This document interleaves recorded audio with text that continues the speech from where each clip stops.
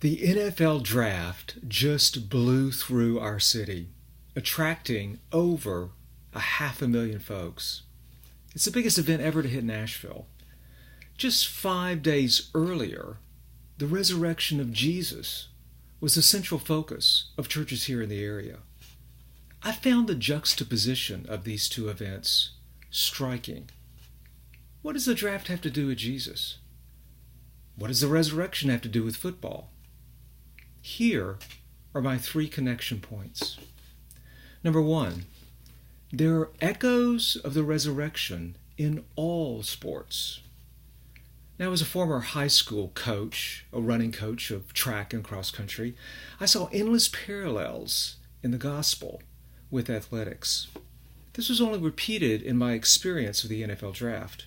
As I watched it unfold on TV, I saw the longing of fans to participate in a drama bigger than their own atomistic lives. They set their hopes on the success of their team, cheering on the picks as they were announced.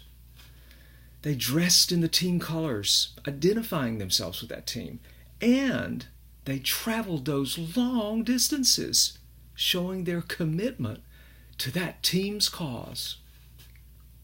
Now, this longing to be part of a larger story is a clarion echo of the great story of all time told in the Bible. It's the story of a great hero who came to rescue his people from sin and unexpectedly rose from the dead. He now asks us to set our hopes on the success of his never-ending kingdom, to identify with his name, and to commit to his cause. Connection number 2. All sports can become disordered loves. But you see, the echo in sports, as in all echoes like this, can be easily misunderstood. Instead of being heard as derivative of a primary sound, it's taken as the sound itself. A man gorges on appetizers while the entire meal still waits before him. A woman repeatedly reads the book's preface, never going on to read the rest of the story. A child settles for playing in the sandbox, refusing to go on vacation at the beach.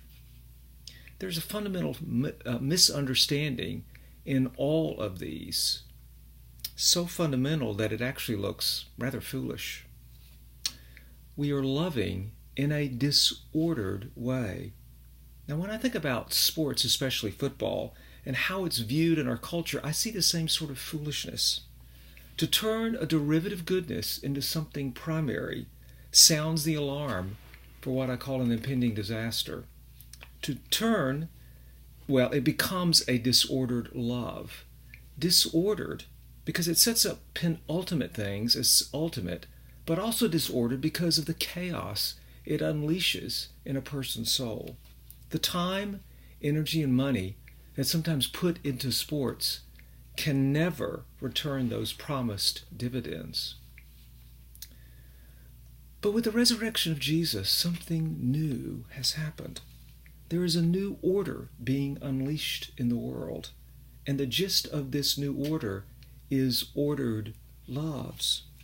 To love the risen Son of God above all things is to set things right in the human soul. He becomes the foundation of our being, the strength for daily living, and the hope for all of our longings. A daily dialogue with the living Christ will reap those promised benefits. They always will. Connection number 3. Sports are noisy. The resurrection is a whisper. Now, having said all this, the hard fact is that our ears are so easily captured by sports. It is everywhere in our digital feeds, on our TV stations, on our radio networks. It holds our attention because it's so loud. By contrast, the reality of the resurrection is like a whisper, and that easily lost on the wind. You have to lean in to hear it, and even then it's easily forgotten. Yet if the advice of the Bible is true wisdom, it's worth leaning in. One day, this whisper will overtake the noise.